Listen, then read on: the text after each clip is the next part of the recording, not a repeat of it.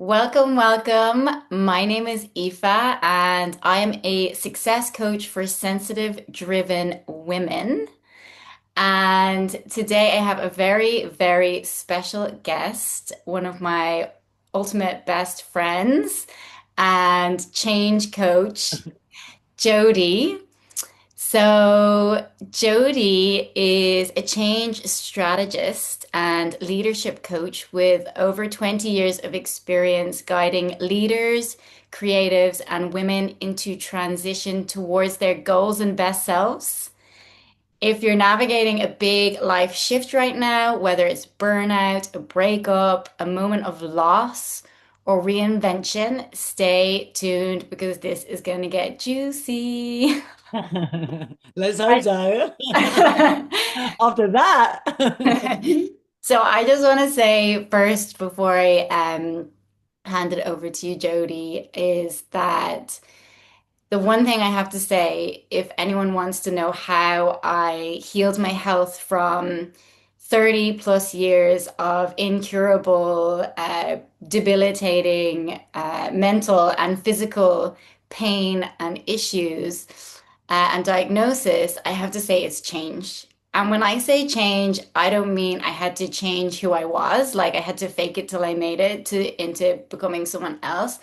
I don't mean that at all. I mean, I had to change my patterns. I had to change the way I thought and related to myself and the world around me. And I mean, I didn't have to just do that once. I had to do it again and again and again. And so I love just the word change. It's just like this neat little potent word that actually describes just like such a massive world of potential for healing and growth and success and goals and more love and more clarity and more truth. So I'm just super buzzed and juiced up and excited for our chat today. If you want to add anything else to your intro, just let me know. No, that's absolutely perfect. I love how juiced up you are for change. Because let me tell you, that's my raison d'etre. For 20 years plus, I've just lived, eat, slept, and breathed it. And so many people working in it I've seen are so afraid of it and are so fearful of change. And I think me and you, we've connected on a deep cellular level for many years now because we are open and we are unafraid, unabashedly.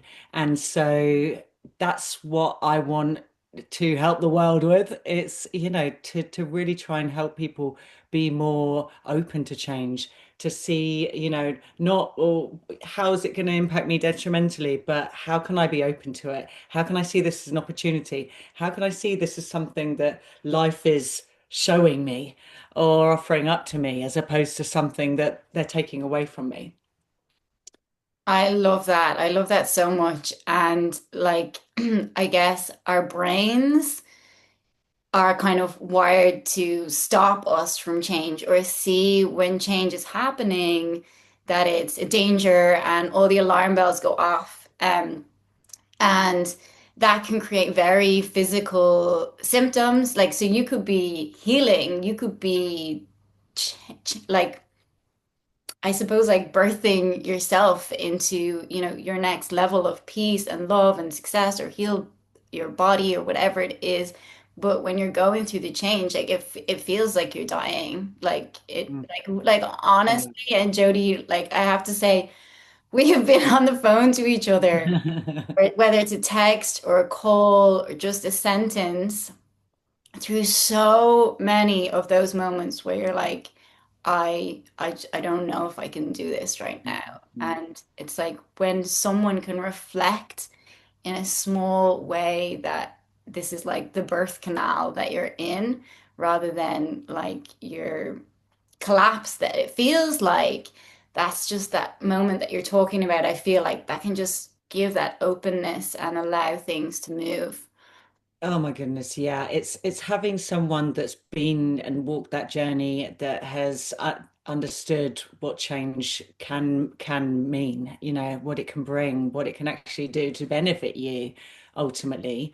But it's someone, that can stand by your side through a storm, When your brain is going, everything's terrible, the world's collapsing, my world's over, I don't know how I'm going to get through this. And yeah, I don't know if I want to carry on. There's so many times where we all feel that way.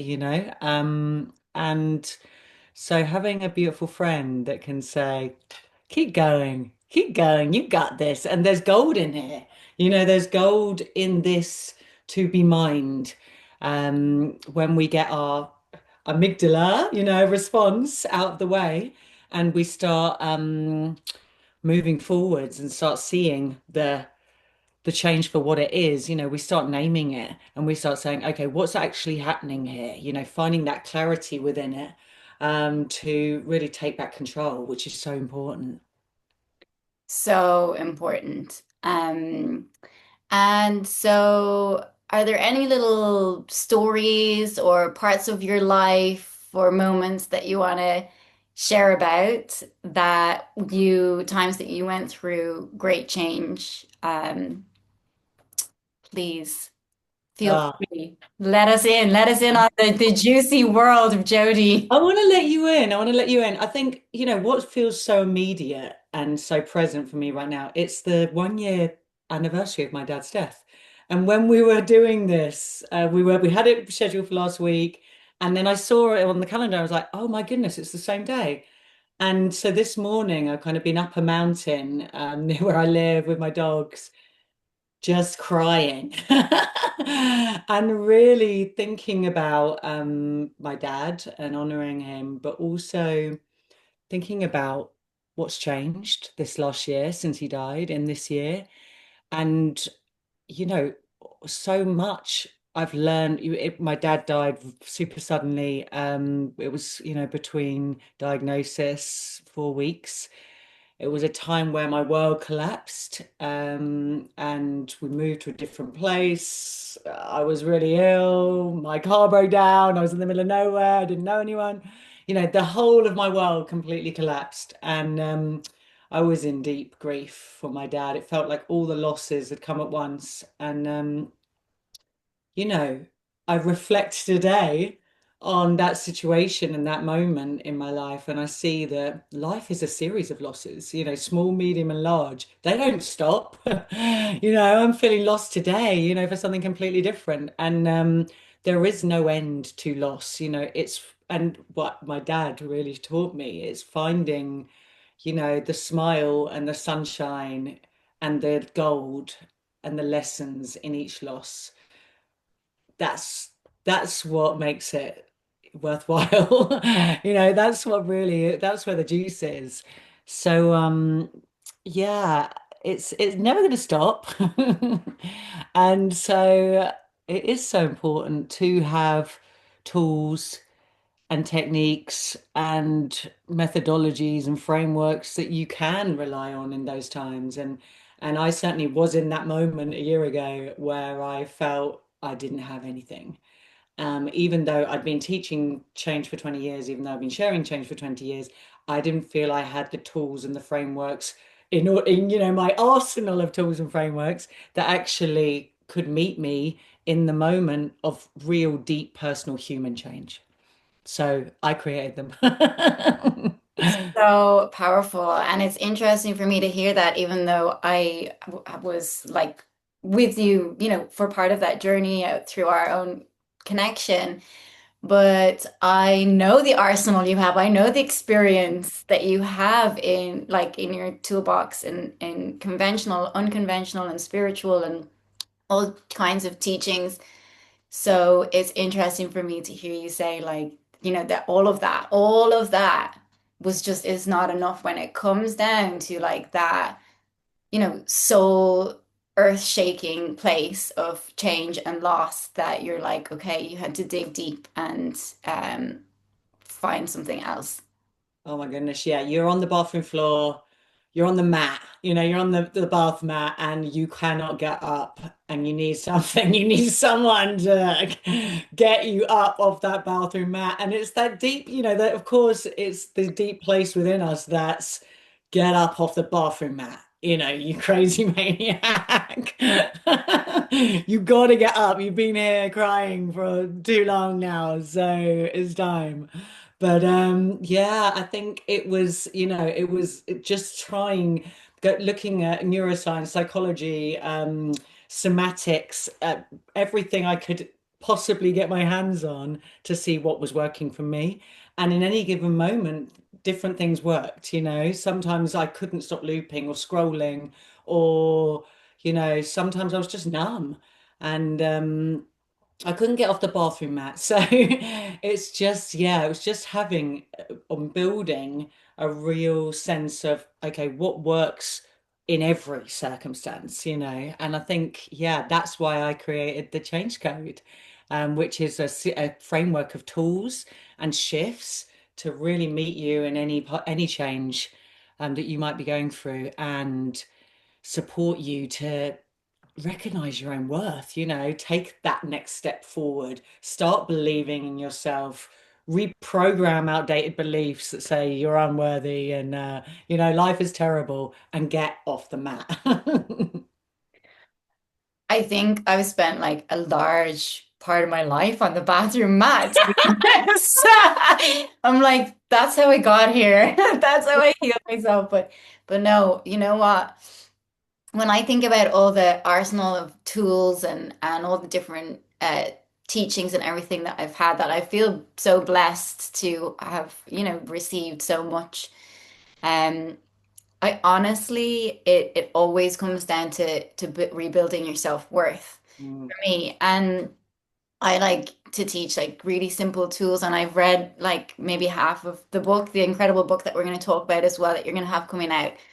And it really does all come down to that, because like you can learn about like boundaries, and you can read a book about this, and you can talk about this, and you can actually know so much.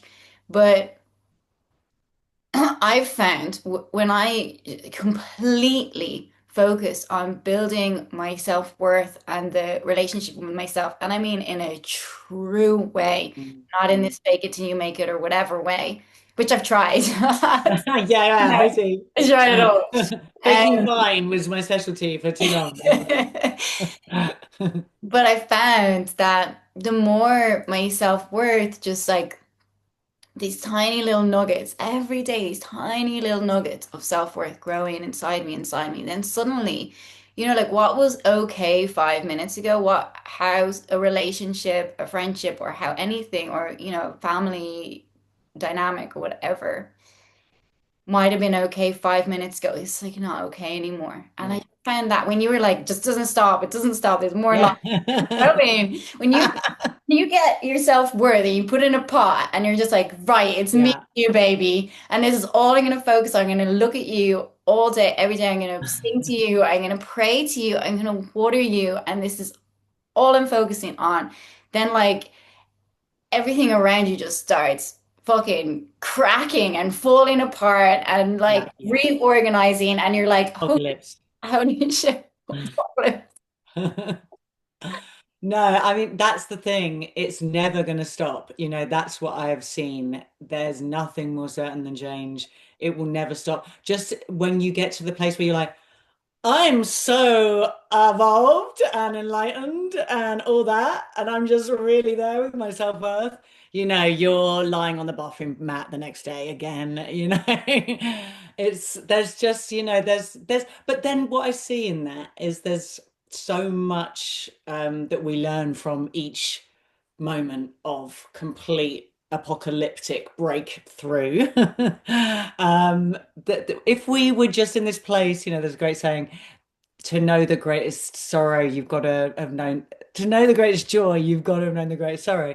And I love that, because if we were just in this place and it was just butterflies and rainbows and unicorns 24/7, we would never get deeper. We would never get more evolved. We would never become more at peace with ourselves and content within. And I think that's why we have these opportunities of change. They really are to help us become more us, the becoming of us in each of these instances, in each moment that we meet fully as ourselves. and with love, with softness. I love that so much. And I'm gonna say, like, we've talked a lot about the apocalyptic and Yeah. like living life on the bathroom floor and all that. So like to talk about, and I love how you keep bringing it back to like the gold. Like there's gold in this, there's gold in this, and it's not just like, oh, think positively about this. So everything happens for a reason. It's like super not that. It's like really like this is real gold. Mm. And like for a long time, when I had my business, I had very like tangible kind of like results to like talk about, like I healed my health, yay, or like, in started a business, I had some like financial wins, like, and like, they're the things that maybe our minds want. Like we want like these I'm gonna say like these ideas of success or these goals that we have, or there's all different reasons. But when I really, really get down to it, and I tell you right now what has been like my greatest achievement, or the true gold from all of the apocalyptic moments and the life on the bathroom floor, I can honestly tell you, obviously I'm not like this like totally evolved, healed person, but I can honestly tell you that like when I look in the mirror, I'm just starting to see this woman I really admire. And Mm. I really just think like, and it's harder to kind of like pin that down as like a result from, all of the change that I've been through, but I have this a sense of wholeness I never thought possible. That doesn't mean I wake up every day positive, doesn't mean I'm not like out for my daily crying walks or whatever, but I just have this growing sense of wholeness and connection as well, like this my connection with you, my connection Mm. with personally for my family Mm. has deepened to levels that I had no idea were possible. And for me, like when I was really sick and really suicidal and really everything, the biggest, pain at the root of all that was feeling disconnected from Mm. myself and the world around me. So for me, that feeling, that sense, like, yeah, I don't feel obviously like I'm this like perfect, flawless person at all, but I do feel like I admire myself for certain Mm. things. And I feel like this growing sense of wholeness. And for me, that's the real gold. Well, there's a lot to admire, my darling. There is, there is. And that's it. I think when we heal the connection with ourselves and when we start feeling that self-worth, feeling feelings of admiration for ourselves, of wholeness, of connectedness, our relationships then flourish. They thrive because we have started to see our own worth. And in that recognition, we see that we don't want to fake fine anymore, that we don't want to be pretending, that we don't want to be in relationships with friends or partners that aren't wholly nourishing and don't serve us in a way that is, beneficial for our lives. So I think that connection to ourselves really ripples outwards and heals so much more, which then in turn comes back to us and makes us feel even more whole and even, more to admire. So, yeah, I love that you're seeing that, and it's so important that we stop shrinking, we stop playing small, and we start to really find belonging in ourselves, ultimately. Ultimately, finding belonging in ourselves. And that brings me actually to a part in your book that I love, where you talk about outsourcing. Yes. And I guess like it just so resonated with me, especially after the year I had, where I literally, I'm gonna say like it was kind of like a year anniversary for me this time last year. I just like tumbled into this uh, season of change again, and the biggest, and I found myself alone, like again, maybe the last time I felt that alone was when I was like really ill. I found myself alone again, not because anything was particularly wrong, but because I was being forced into this place of like, where are you outsourcing your love, your safety, like your self-worth? And I have had to really, really, really deeply examine that and return all of that outsourcing to me. Hmm. And that's been like a really, really challenging journey. But I'm super, super proud of where it's taken me to.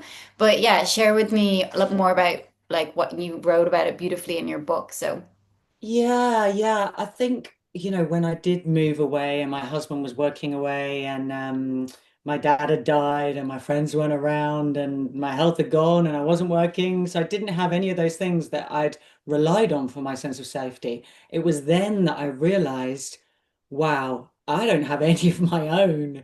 I feel safe if my husband's around. I feel safe if I can call my dad. I feel safe if I've got a job and I've got an income coming in. I feel safe if I can be in touch or be in close proximity to my girlfriends. And I think that highlighted and illuminated for me that there was nothing that I had for myself. I'd outsourced the sense of safety so much that I didn't really have anything, within at that moment that I could trust and rely on. So it was really about, stopping the self-abandonment because when we're outsourcing our safety we're absolutely saying um I don't trust myself enough. I don't trust my own power. I don't trust in myself to support me through these difficult times, these difficult moments in life. And so when the rubber hit the road, and I mean, I found myself in a freezing car. It wasn't a bathroom mat, but it was broke down. It was torrential storms. It was, it was movie style apocalyptic low. And I was just crying for hours waiting for a tow truck to come in the freezing cold. And I was just at a point where I just thought, I've got to be there for me. I've got to start being there for me now because no one's coming. No knight in shining armor is coming to save the day. I've got to start saving my own day. I've got to start leading myself. I've got to start trusting in my own power. I've got to start creating a sense of safety that I don't have. And that's when, the rubber had to meet the road and I had to start finding ways to do it, which, yeah, as I shared in the book. I love that so much, and I'm really, really just resonating with it. I think for me, I realized there were like certain dynamics, let's say, that I was outsourcing my safety to, but that was keeping me trapped because it meant Hmm. I couldn't Yeah. speak freely. I couldn't. I was not fully trusting my own voice or decisions because I was like, well, I need to keep them sweet because like they're a bit of my lifeline or they're a bit of this or they're a bit of that. And I was like, wow, I'm in a cage here. And so for me, it was so terrifying because I did have like, certain lifelines around me and I risked losing my all of my lifelines by speaking up. I spoke up, with dignity and respect to the best of my capacity. It wasn't like just like lashing out, let's like burn this down. Like, but I was just like, I shaking and trembling and fucking terrified. I was like, I have no idea what's on the other side of these bars. I can't go another minute in this cage. I Yeah. cannot go another minute in this cage. And subsequently spent 12 months of my life just stepping out and I have really feel this new scaffolding within me, that feels a lot steadier. And I have to add as well, had all these different, beautiful, incredible clients over the past 4 years, helping them heal with their health and pain and relationships and all kinds of things. And so many women, so many of them say they talk about not trusting themselves, and then you end up in this confusion in relationships or life or not stepping up to your goals or whatever it is. But this trust for women, Hmm. I identify as a woman. I can't speak for men, like they might have their own journey, but for women, They it's might.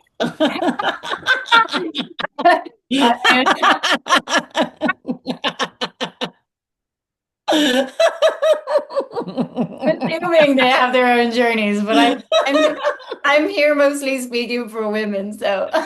Facts. Holla. But yeah, I mean, this is it. I think we get confused, don't we? Because if we're not feeling the same sense of safety within, and we don't trust our own worth, and we're not feeling that sense of self-worth, we then start to go, well, why aren't you making me feel like this to these other people in our lives? And that's when it can get confusing, because it can be, in some cases, it's because they're really shitty humans and they shouldn't be in your life, and that is the way it is. And you start in solitude, you start to really see those people. And especially when you're rock bottom, you start to see, okay, who is actually here for me? And it starts to illuminate the reality of your existence. But I think it's so important to build this sense of safety, to build this sense of trust within, because if we don't, we start feeling upset if other people aren't giving it to us. Well, I've placed all my safety in you, husband, dad, mum, sister, whoever, but you're not calling me often enough. And you're not, making me feel better when I'm feeling down. Or, the myriad of reasons we want people to show up for us and the ways we want them to show up. But that's why when we actually take the time to build that sense of self-worth, wholeness, contentment, rely on stability within, we don't need, yeah, of course, we love people in our lives, we love healthy connections, but we don't need them anymore. We don't need to outsource our safety to others, our sense of feel good factor, our power, our resilience to anyone else, because we've got it here. And I think that's the greatest gift we can give ourselves. Honestly think it's the greatest gift I've ever given myself. And Mm, it's come at a cost and it's come at massive risk. Um, but it has like, yeah, absolutely just changed the grounds that I walk upon. And so for me, I've also like, I've been very goal driven and I always had this really intense goal to heal my health, even though the whole entire world said that I couldn't and can't or whatever. And then I'm like, nailed it. You know, you go, girl. and then straight away I'm like, okay, new goals. I want to take over the world or whatever. I'm just like, love that energy of like moving towards something. But what I'm really seeing is, when I first started healing my health, I'd have these like big breakthroughs, and then it's like this, like there's more work to do, there's more scaffolding to take down, there's more scaffolding to build, and then same with my business. I had like these big months and big moments, but what I'm getting at here is when you when you get your goals, okay, we all want fast results, right? Like we want it now or whatever, but what you want is sustainability, right? And that's a slower, deeper path than especially our Western minds like to, like to that experience. We want the like fast results and we don't want to feel uncomfortable, our Western minds, right? So yeah, for me, I'm just like really vibing with the idea of like that sustainability, right? When you just what you want to work towards is a place where, you know, your success or your healing or your health or your finding your partner or whatever it is you're working towards, where it can like land in a sustainable world that you've built. Mm, Yeah. mm. I love that. I love that. Yeah, something that's coming up for me a lot at the moment is you can't fail if you don't quit. And I really love that because that is, just it's sustainable. I don't have to go at 500 miles an hour, but if I've got my goal and I just make micro moves towards it, I can get there. Of course, I'm not going to walk on the moon, it has to be realistic, but don't quit. And you won't fail.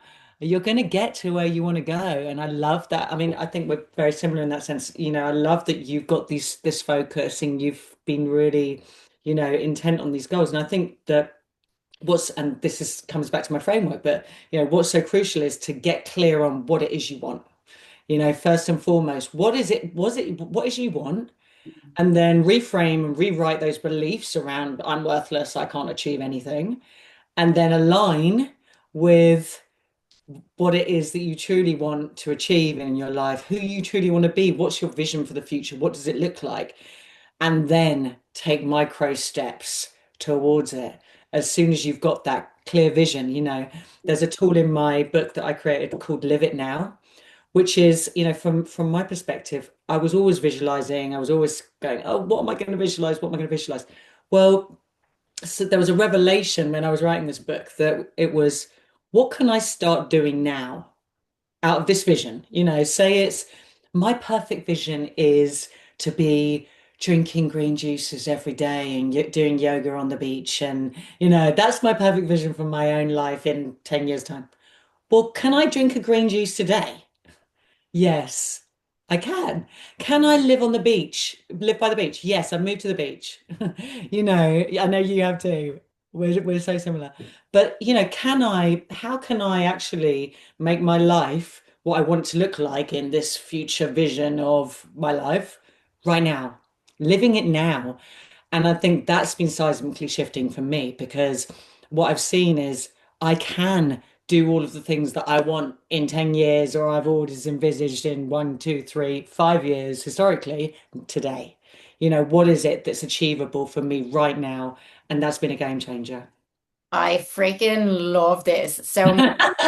And what I just want to add there is what can I do? Because like so many people, and I know like, when I was so sick or so, broke at times or whatever, it's like you're so full of what you can't do. It's like, what can you do? Right? Mm, Like you only have like 30 minutes of energy in a whole day and you've no money, but you like live by the forest. You can walk, go to the forest or yeah. can it's micro moments of what you can do. You're going to build and expand on them, which I love.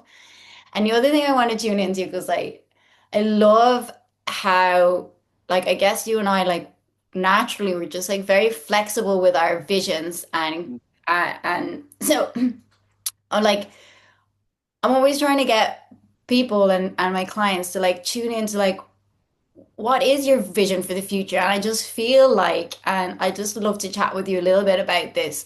I just feel like a lot of people are kind of like unconsciously just living out some version, or they have goals, but like they're not maybe really their own goals. They're like cultural goals, family goals, or whatever. And I just feel so passionately about women like finding their like soul-led goals. It's just I'm just trying that out there, but like what is your vision for your life? And I just think there's so much in the way of women truly tuning into that, feeling that. Like, historically we have like not been able to own property in the past. We have a lot of survival fear in us that like we're probably just so stuck outsourcing that even our vision for our lives and even our goals are like based in that survival level. But it's like think bigger, think better, like Yes. This is it. And that comes back to worthlessness, right? That comes back to self-worth because certainly when I was, a young girl in London, just clubbing, I wasn't thinking big goals, big dreams, I was thinking the next moment, the next weekend. And I think that, it's only when we start to make moves when we start to get clear on where we want to go. And I think so many people that I've chatted to over the years, then just not even taking the time to think, okay, what is it that inspires you? What is it that you're passionate about? And this is why coaches are so important. I'll say it once, I'll say it a million times. You need to have someone there that will keep you accountable. You need an accountability partner. You need someone there that's going to say, okay, you know, let's really hone in on your vision.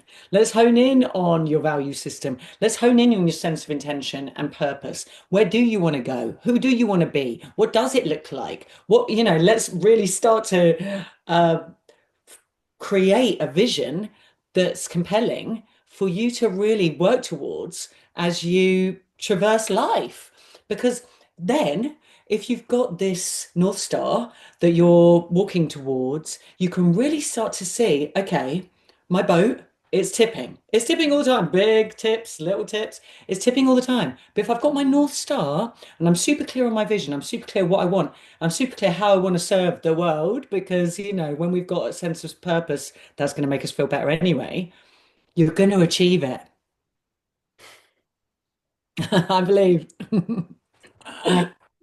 Oh my God, I'm so buzzed up on this energy. And that I read the importance, I just cannot emphasize enough how important like having that vision. So when I had all these different beautiful, amazing clients that I love come to me, I want to get out of pain. I'm like, that is a vision, but it's like almost not compelling enough because it's just like, I just don't want this.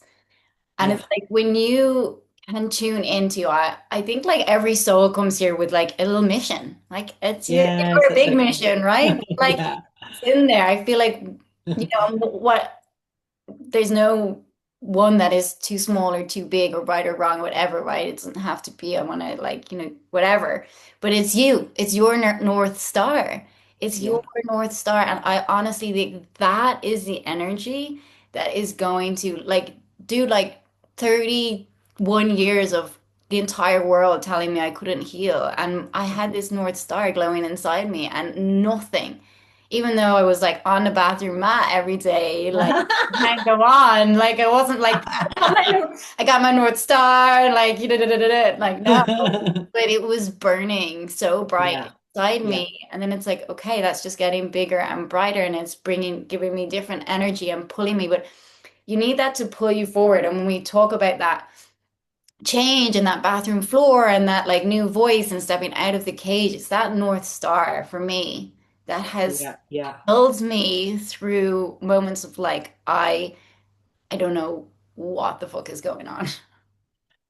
100%. And it's so interesting because I do think, back to what we were talking about just a couple of seconds ago, I do think not enough people get to give themselves the time to really explore what their North Star is, where they want to go. I do believe everyone has a North Star, everyone has a mission, everyone has a place that they're heading towards.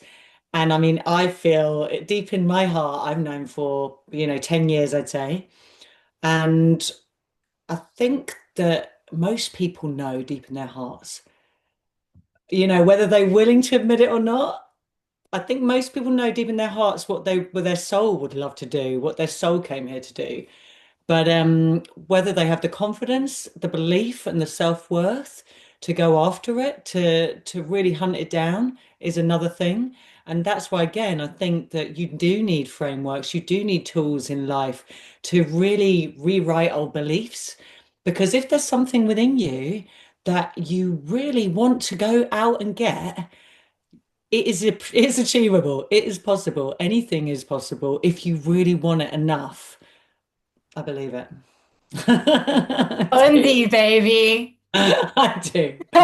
I when you're like I have to tell you this, right? So I drew a picture of my family when I was 5 years old. Mm. I have it on my phone. I don't know if I'll be able to get it up, but it says, "To dear family, I love you all." And it's I put my family in a little car, and there's all these different storms. There's lightning storms, there's hail, there's rain, and there's these black clouds, but they're smiling.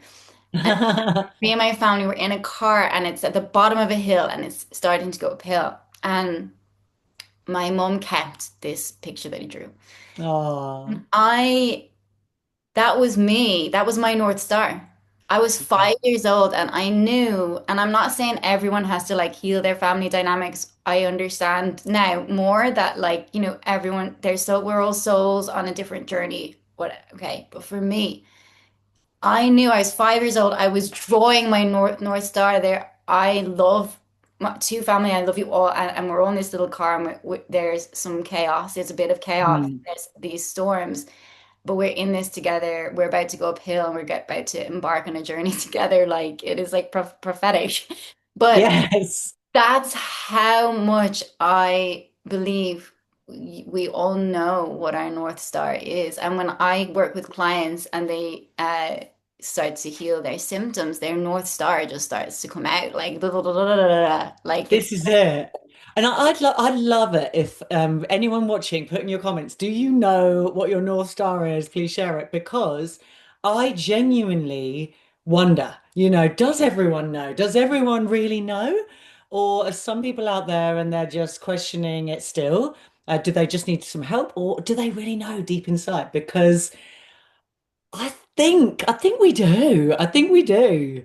I met enough people who do, but I love, I love. Obviously, we've talked a lot about your healing journey with your family, and it's so beautiful that you're sharing it with others as well. Because, in dynamics, we have to let go of a lot of stuff.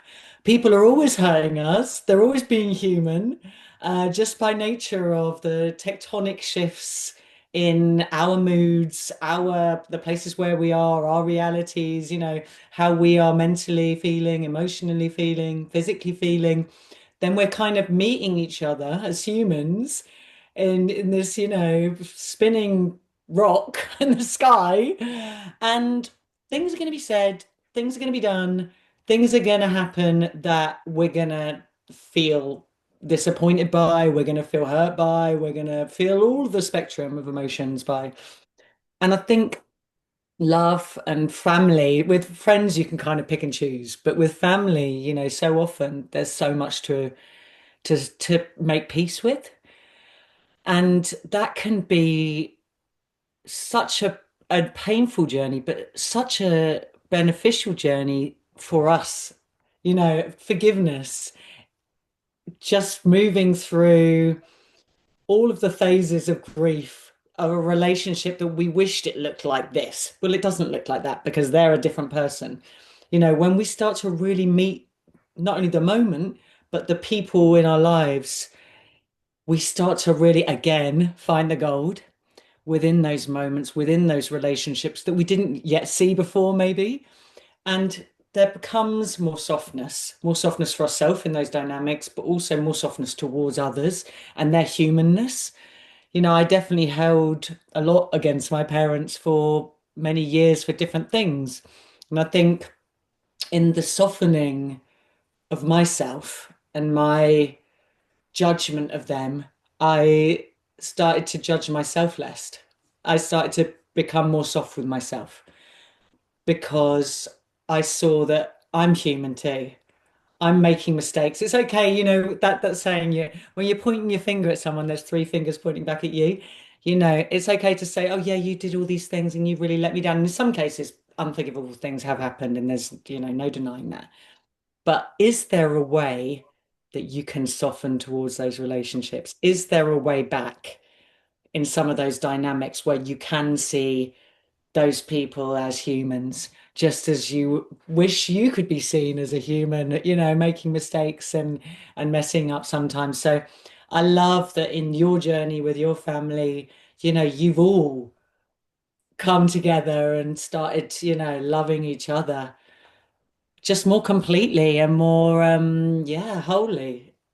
definitely. And I love what you're sharing about the softness because I feel like in the past, before I didn't have like any tools or teachings, I was like, I would shut down and I would hold a grudge and I would suffer with a lot of that, all that tension in my body. Obviously, I had all this sickness, but and then I started to do all this like spiritual work, which like you and I practiced together as part of a teaching we had, and all these different things. And I began to take responsibility for myself right more. And then I like spent all these years taking responsibility for my part and like all my friendships, all the fallouts, all the past, the people I bullied, the different all these different things, like for years and years and years. And I feel like just last year I was like, hang on a second. I tipped over into this like soft and strong, whereas like, yeah, but also, hey. Yeah. Also, hey, Hey, go, hey. also, hey girl, hey, like that's not cool. Also, Yeah. hey girl, hey, like there's also other things going on, and for me, like that's my greatest success of like my life so far. I feel is reaching that point of like self-accountability and softness and humility, and then also an ability to like really, I guess, just like speak up for what I'm not Mm. gonna like tolerate or something. It's like my, Boundaries. and it's funny because I used to be have severe intolerances, right? And they were in Yeah. my body, right? I was swallowing them, and now I'm like, I felt like the other day I was, Body keeps the score. Is that what they say? yeah. So I feel like now I'm more have more freedom of speech and boundaries. Just naturally, I didn't have to like learn the boundaries. They came from within that self-worth that we're talking about. So One handy. I mean, your journey has shown me so much of that as well. You know, how our physical body so often will take on board our emotional, mental struggles. And as you said, you know, when you're shoving things down, when you're swallowing, when you're faking fine, when you're enduring toxic relationships and dynamics, so often our body starts to show us that it's not helping us, you know, it's not actually beneficial for us. And so yeah, I think being really mindful of how, and this is the somatic part of, you know, the things I've been studying and writing about, but being really conscious of what our body is telling us is so crucial. And I know that you've done so much work on this. But so often our relationships I've seen will result into physical reactions.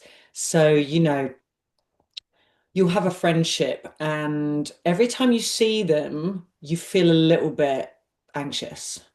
You don't feel you know, and initially you thought, oh, it was butterflies and maybe a couple of things had happened and you were maybe a bit annoyed and you were holding on to those things, but you know, because you've been friends for ages, you're carrying it on. But then you start to see more and more, no, actually, that person doesn't make me feel safe. I don't feel physically safe, and my body is telling me, but I'm ignoring my body over and over and over again, and I'm going to hang out with this person, and I'm wondering why I don't feel very well, why I don't feel good about myself, why I don't trust myself, why I don't have a sense of stability. And I think that's what got really clear for me. And it was in solitude because I was on my own, because I was spending a lot of time on my own. It amplified how I felt when I saw people that just didn't make me feel safe. And it highlighted how boundaryless I had been. You know, comments I'd let slide because there was always an element of plausible deniability. And I didn't want to speak up. I didn't want to speak out. I wanted to people please. I wanted people to like me because ultimately I had severe self-worth issues and low self-esteem.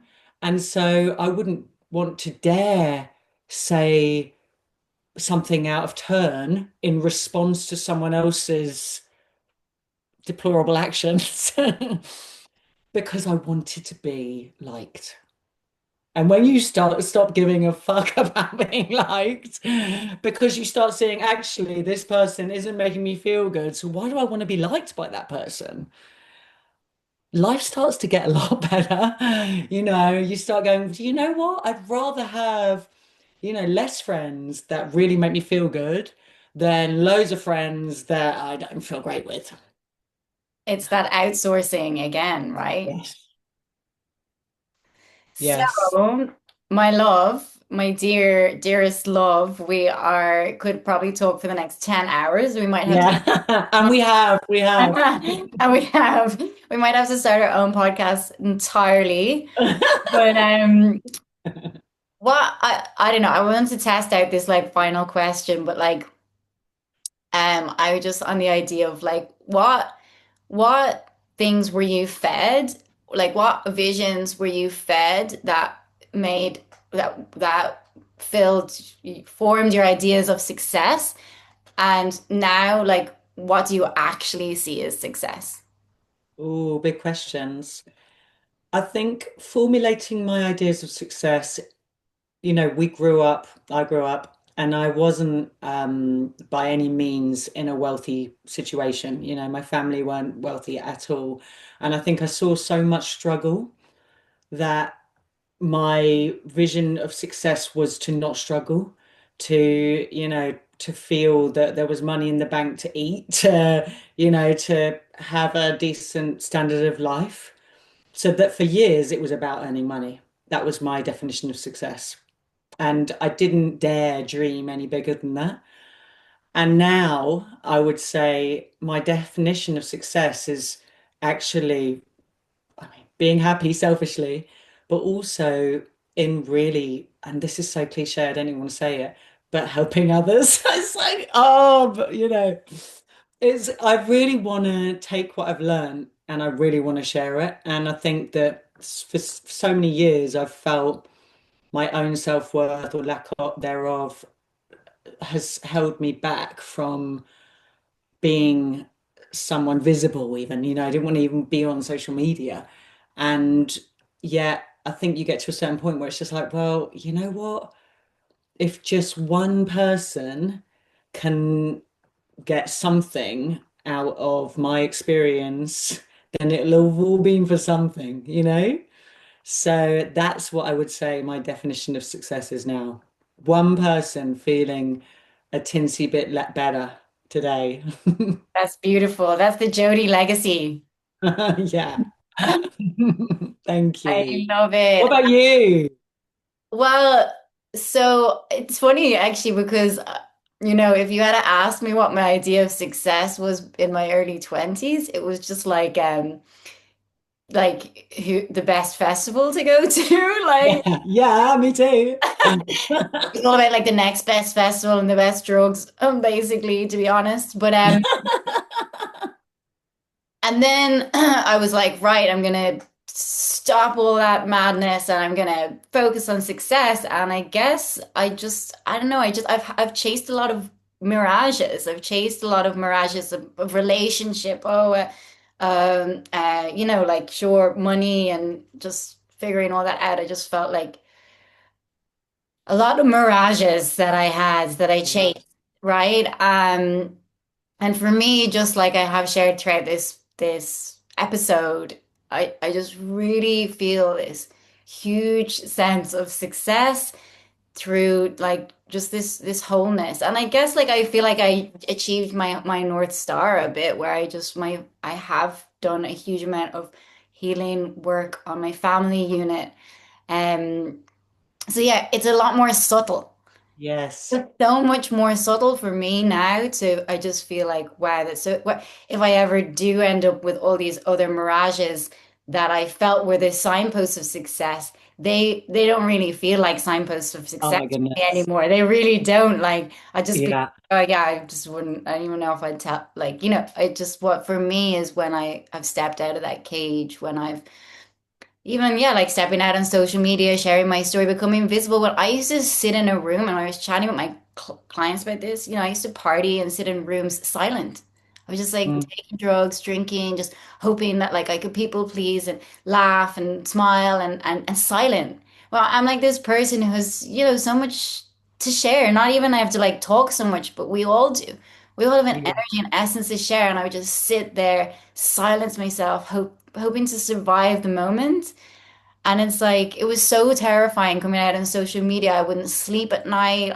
Everything. It was so hard just becoming visible. Still, like, I can be shaky person, becoming visible, speaking my truth now, but it's becoming more and more normalized. So for me, like, I don't know how like to like define it, but it's just like a wholeness or I guess like not outsourcing anymore. Love that. Like that is literally like my whole signpost for success. I love that. And I love how you spoke to mirages because, success, I thought it was the money. It wasn't. I thought it was the car. It wasn't. I thought it was the house. It wasn't. I thought it was Burning Man. It definitely wasn't, Glastonbury, etc. And all of those things that you think it isn't. It really isn't. So I love that you've seen through that, and I think, with each mirage and the dissolution of it almost, comes great growth and an inner knowing that, really being at peace with ourselves, that's the biggest goal we can reach. Hundi, baby.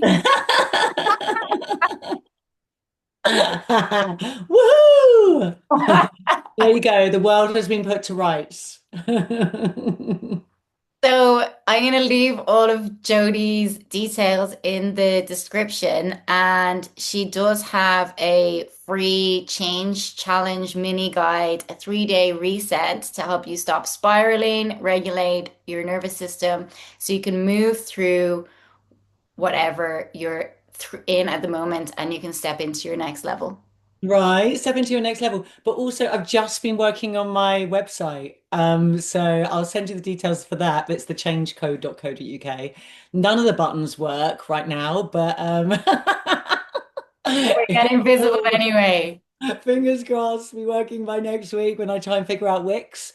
But yes, it's And been such a pleasure having this conversation with you. and your book that's going to be coming out, the change Woohoo! codes, which is Yes, I've got to get an agent. I've got to get I've got to get a publisher. I think that's the next step. Trying to maneuver past my crippling sense of self-doubt and fear of failure, and take that book to the publishers and see what they say. But yeah, by hook or by crook, it will be coming out next year. That's for sure.